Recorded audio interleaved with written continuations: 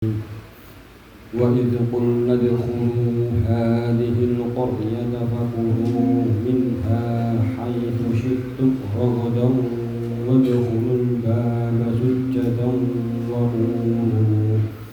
وقولوا حطة نغفر لكم خطاياكم وسنزيد المحسنين فبدل الذين ظلموا قولا غير الذي قيل لهم فأنزلنا على الذين ظلموا رجزا من السماء بما كانوا يفسقون.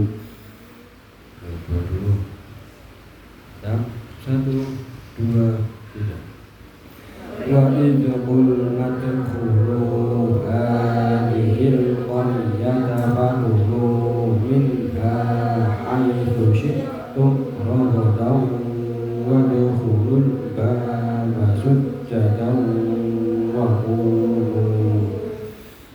qulu hittatun naghfir lakum khatayakum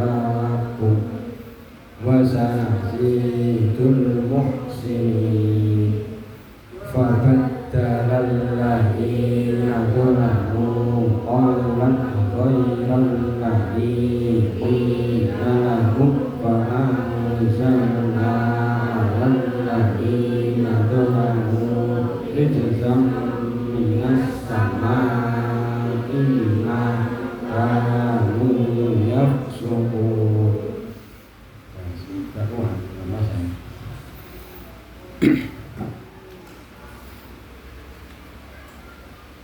Artinya wa idh qulna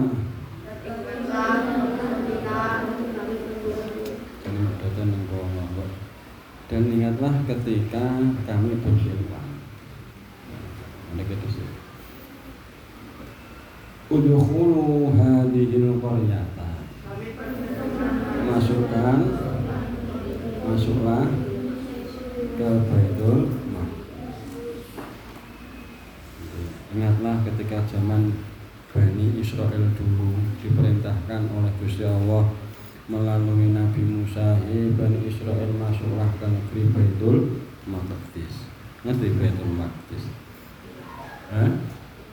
Negeri Baitul Maqdis di mana? Mana Baitul Maqdis? Baitul Maqdis itu di Palestina. Sing ana masjid kubahe kuning. Ngerti kubah kuning. Tempat kelahirannya Nabi Isa. Kelihatan tempat kelahiran Nabi Isa, tempat masjidnya Nabi Zakaria sama Siti Maryam. Itu di Palestina. Di Palestina sampai sekarang juga kerajaan ambil Israel. Israel wong Yahudi, negaranya jenenge negara Israel. Wong Yahudi. Wong Yahudi zaman dulu pengikutnya Nabi Musa. Bani Israel itu keturunan Nabi Ishak itu diberi berbagai macam kenikmatan. Jadi di Quran itu disebutkan Nabi Musa itu paling banyak. Sebabnya umatnya paling, kisahnya paling banyak, umurnya juga paling, pelajaran-pelajaran diambil dari Bani Israel. Sebabnya pas Kanjeng Nabi di Mekah itu memang banyak orang Yahudi. Kalau orang Yahudi sebagian setelah Nabi Isa turun diperintahkan, mereka terus mengikuti Nabi Isa.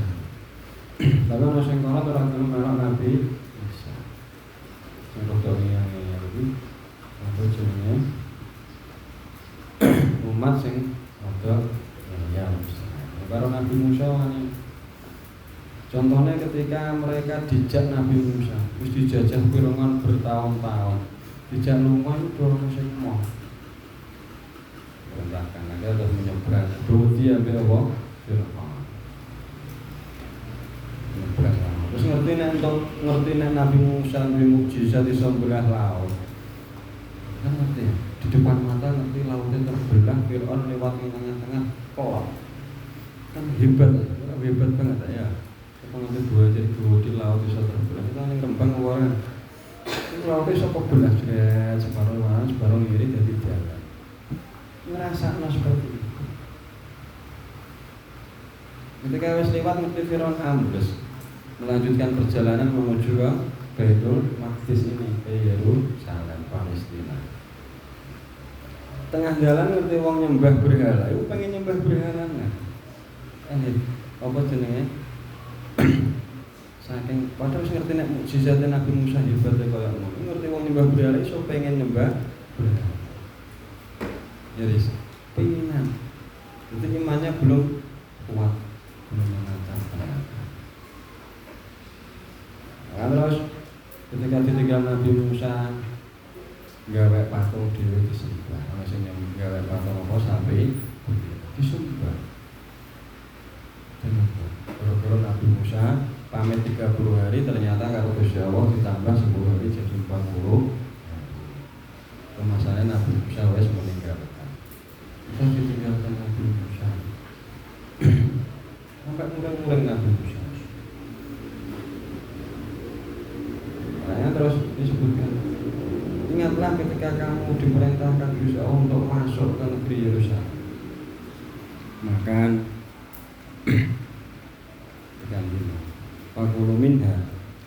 Fakulu minha haitsu syi'tum ragadan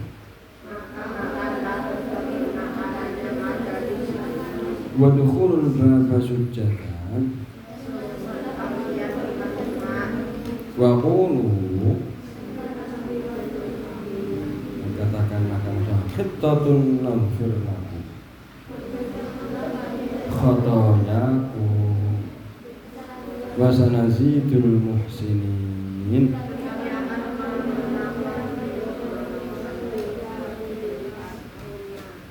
Akan kami menambah karunia bagi orang-orang yang berbuat kebaikan.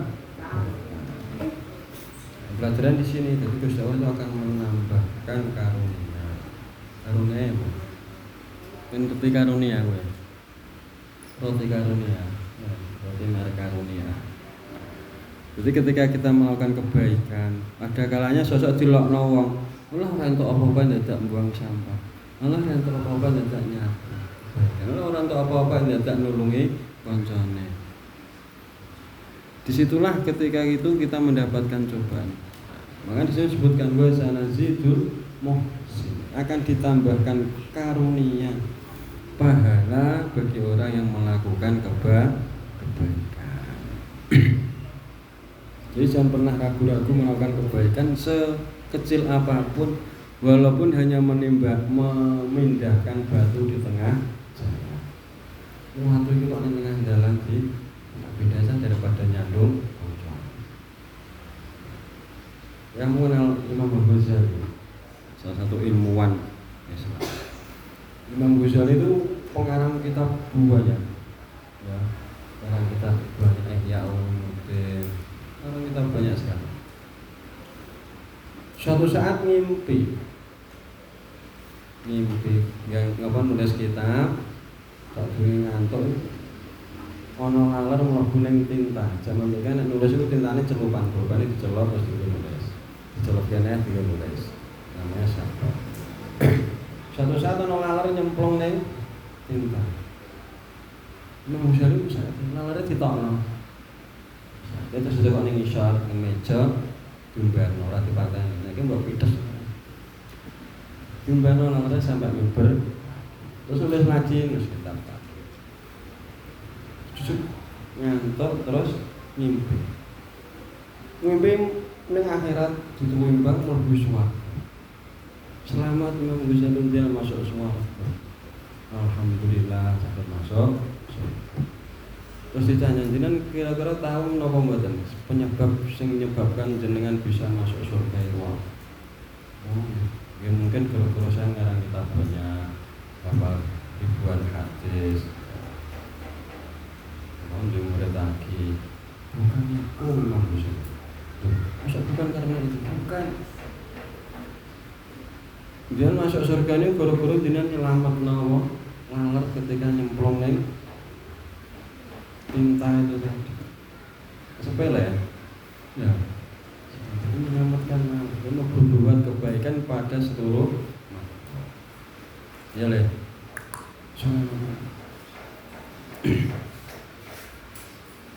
Jadi ketika kita berbuat kebaikan itu akan selalu dicari. Karena yang Quran sebut famay ya'mal misqala dzarratin khairai terus sampai walaupun hanya setitik kebaikan Gusti Allah mesti akan dilihat oleh Gusti, walaupun hanya setitik keburukan akan dilihat oleh Gusti. Ya dulu Pak Anwar pernah baca buku judulnya Selilit Pak Yai.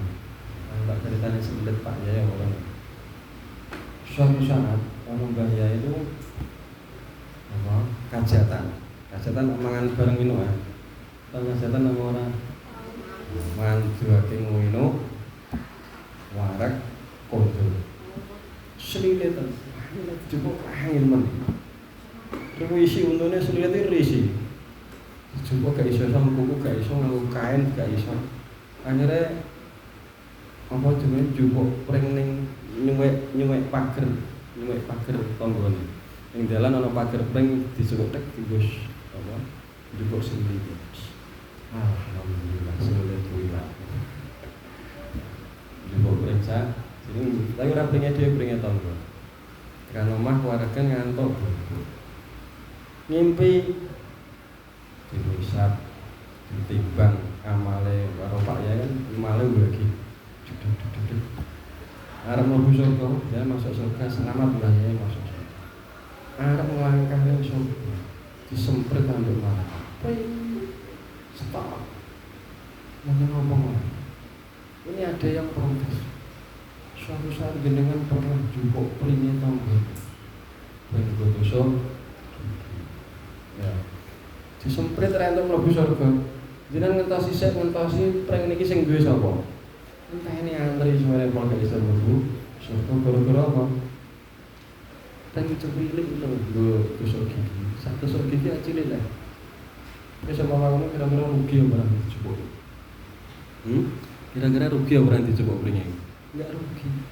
Tapi itu bisa mengganjal seseorang masuk terus stop pring. Yen ngentosi niki pring niki nggone sapa niki dereng ditutup. Antri ngenteni wong lagi bisa ternyata sih prikon iki pringin jenengan nanti dijupuk Pak Yai sithik. Orangnya masuk nang neraka. Jenengan punya pring ini. Tapi jenengan nang neraka. Lah jenengan sing duwe celengan pring iki gara-gara dijupuk Mbah Yai. Aku jenengan tuntut apa orang Mbah Yai ini? Iya tak tuntut aku nang neraka ya. Gara-gara pring iki jenengan ning swarga. Kok aku jenengan ning swarga aku ora rene. Akhirnya kebaikan yang Mbah Yai dikekno karo sing mlebu sing duwe pager. Sing duwe pager mau sampai imbang akhirnya terus mlebu surga barang. Kamu jangan apa yang hati-hati kalau bukan milikmu jangan kok pegang. Ya. Semua itu bisa dicatat. Ya, semua itu diperhatikan oleh Gusti. Terus ya fabadalal ladzina zalamu, orang-orang kaya itu pada mengganti orang yang zalim, orang-orang berapa manusia yang zalim mengganti qaulan ghairal ladzi qila lahum, yang tidak diperintahkan. Fa anzalna 'alal ladzina zalamu rijzam minas samai,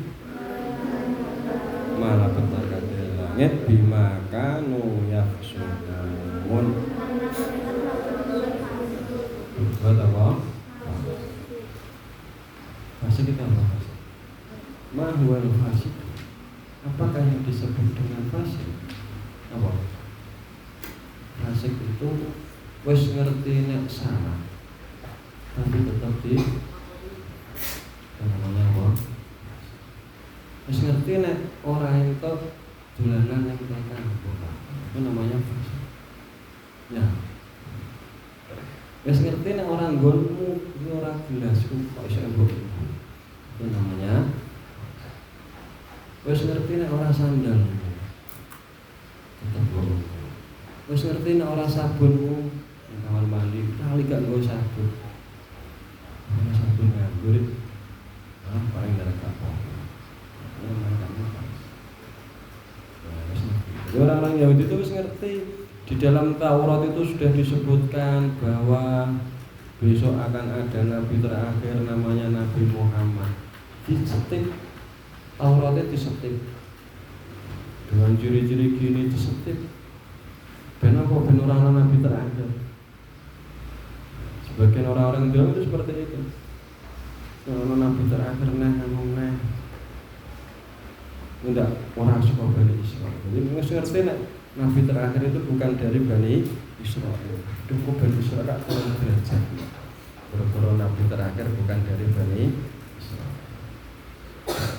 Jadi ning Taurat sing ana kalimat besok akan ada nabi terakhir namanya Nabi Muhammad. Lahirnya di Mekah, di daerah yang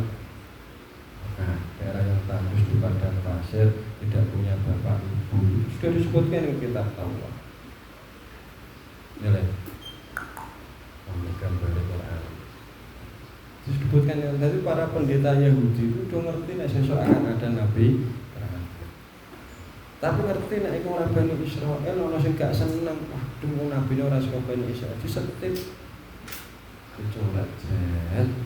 Dikandakno murid-muridnya dikandani. Jadi muridnya ngertine ya gak ngerti apa muridnya ngertine ning Taurat itu gak ono nyebutke nabi terakhir. Makanya mereka bisa menganggap bahwa nabi terakhir itu ya Nabi Musa.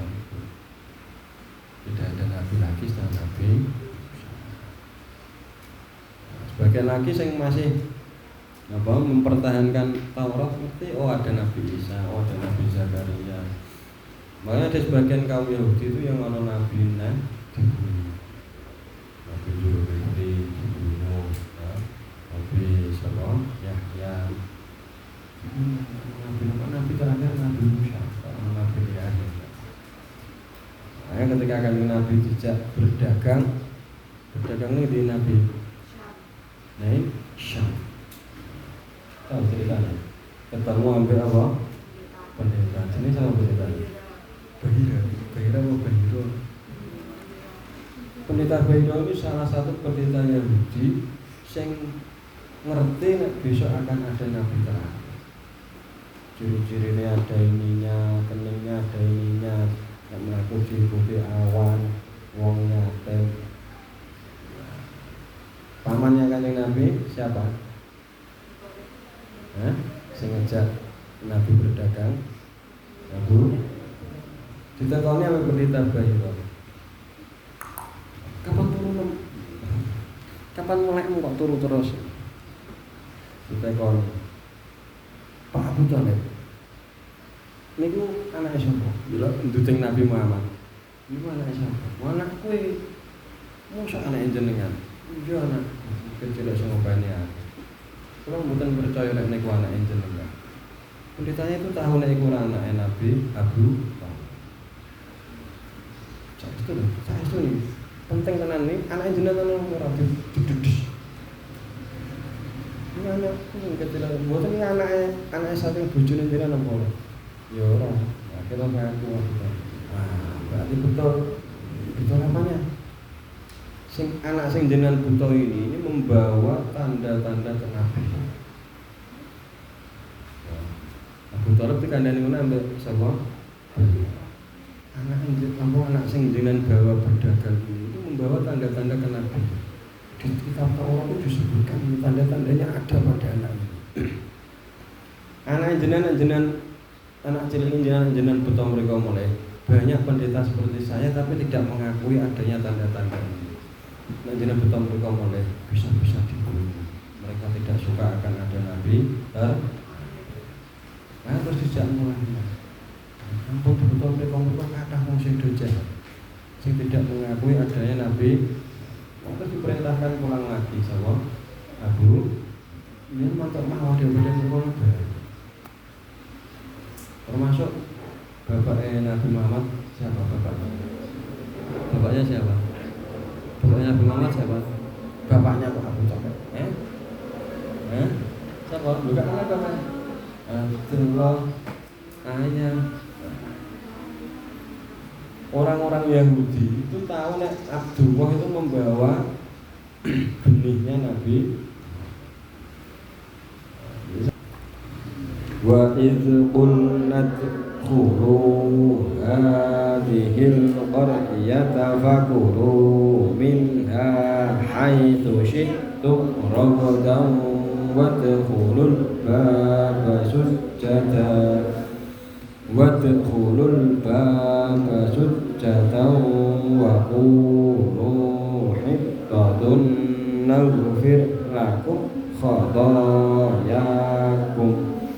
wa sanazidul muhsinin fabaddala alladziina zalamu qawlan ghairal ladzi qila lahum fa anzalna 'alal ladziina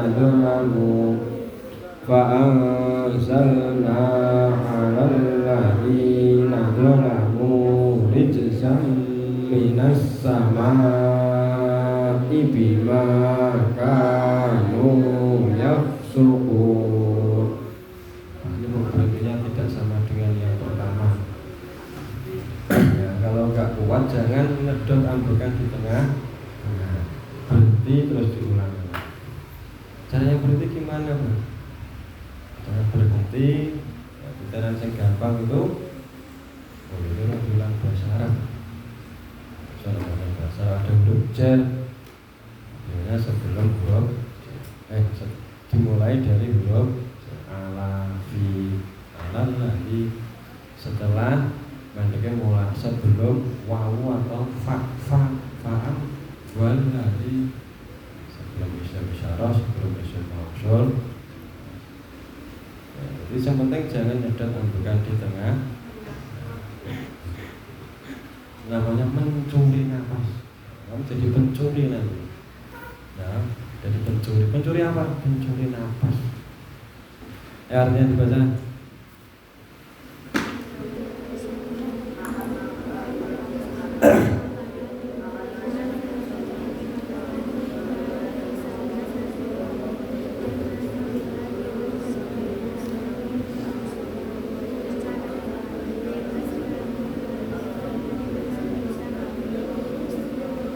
Yang benar.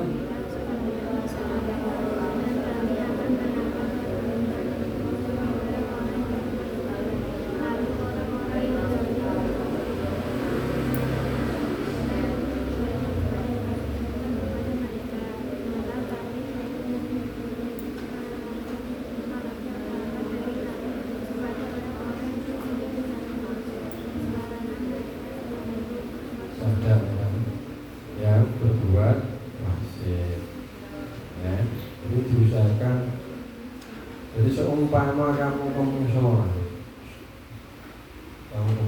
ke masjid, sandalu biasanya mau udah ngenteni, ya, entah yang mulai kabar, misalnya sing dari di ya, jangan seperti itu, ya dong, ya orangnya masjid ya Jumatan, bisa tutup kalau ini dijual.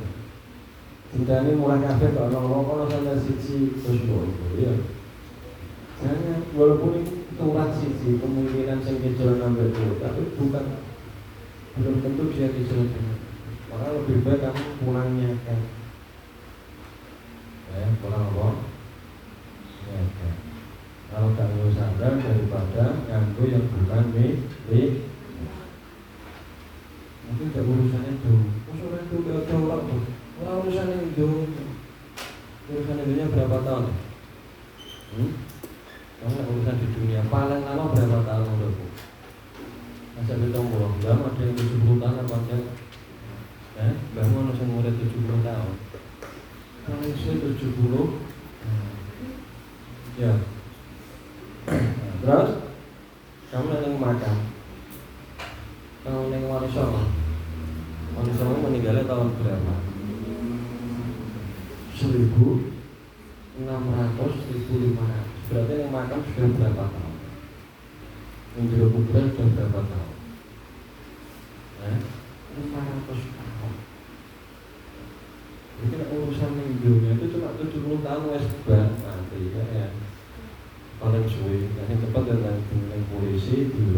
penjara.